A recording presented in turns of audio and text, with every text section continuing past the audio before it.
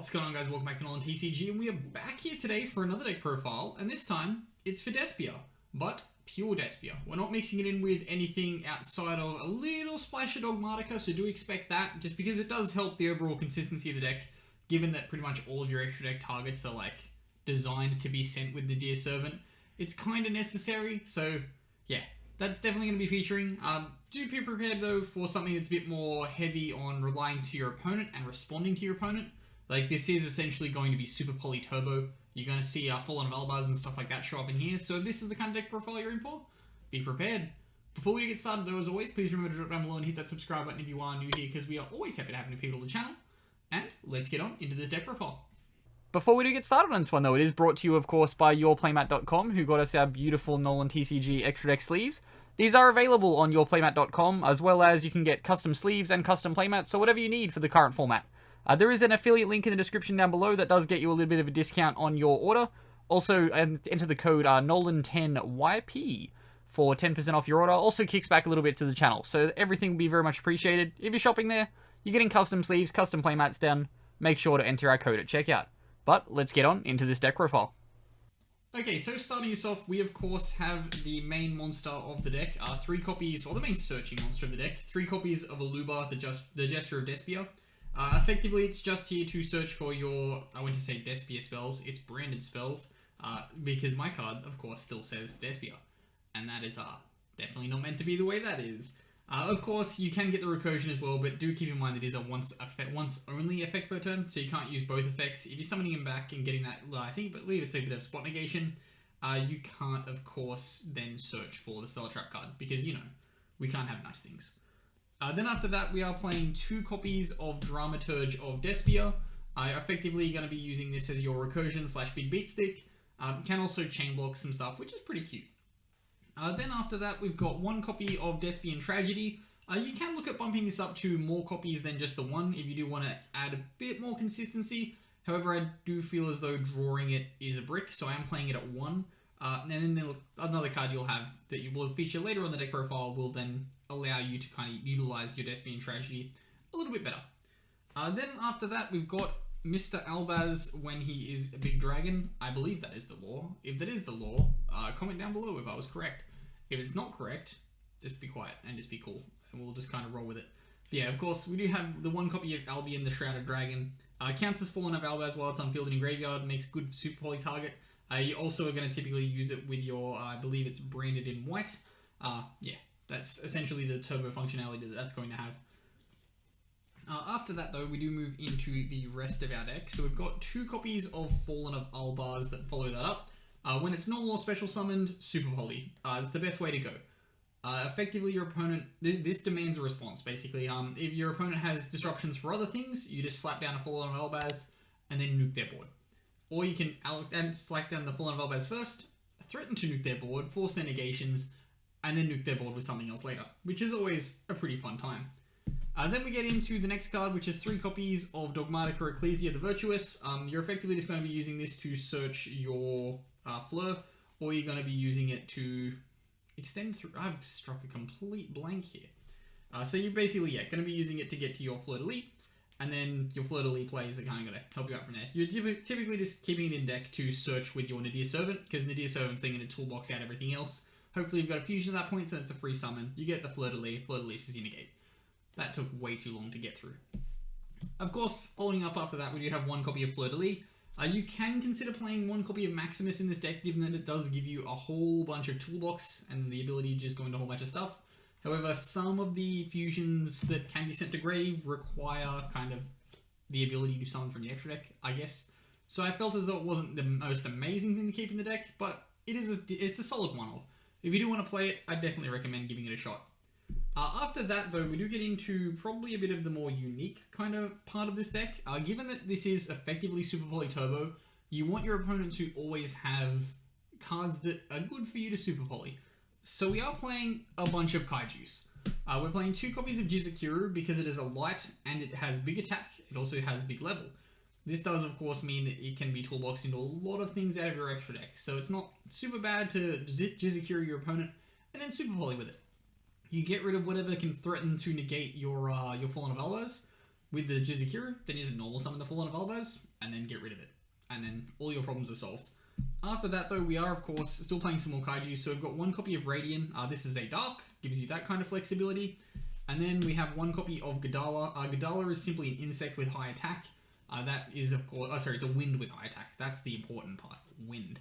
Because you want to be able to get through the wind barrier statue if you ever get stuck with it. Then we get into the rest of our generic cantraps. We have, of course, 3 copies of Ash. You can always change this for anything you like. We are also playing a Gamma package, so 3 Gamma and then the 1 Driver. Gives you light stuff, of course, which helps you play. However, it does also add the extra functionality of being able to get into your Omega out of the extra deck, and then your Omega can start recycling some materials. Then we get into our spells after this. We aren't going to be playing any traps in this deck, so it is just the spells that are going to be upcoming. There's 3 copies of Despian Theatre of the Branded. No terraforming in the build, which is something I did mess with putting in and out. Ultimately, I just went with the 3 copies of the Theatre because it is searchable. You already have the monster that can search it, because it is both a Branded and a Despia card. So you can search it regardless of whether your opponent thinks you're cheating or not. So always good times, always good times. Of course, this is just your fusion spell. This is the Despia fusion ability. We don't have Branded in red yet, which will be good when we get it. However, we're just kind of stuck with this at the moment. Then we have, after that, 3 copies of Branded Opening.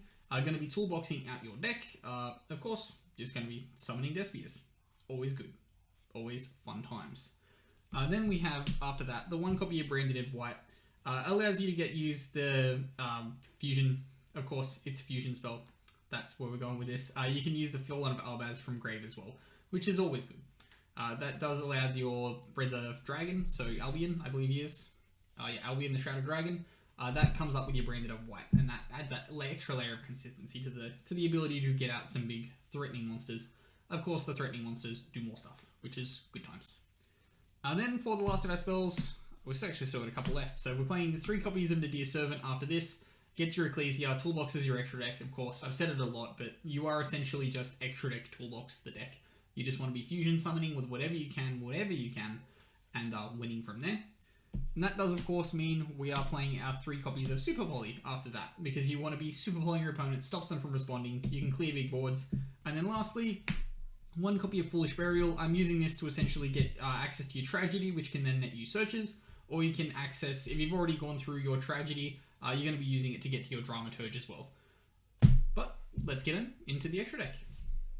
Okay, now we get into our extra deck. Of course, starting us off is the 2 copies of Despian Quotus. This is just going to be nuking stuff to 0, which isn't as relevant in this build as possible, like as in when compared to the Shadol build.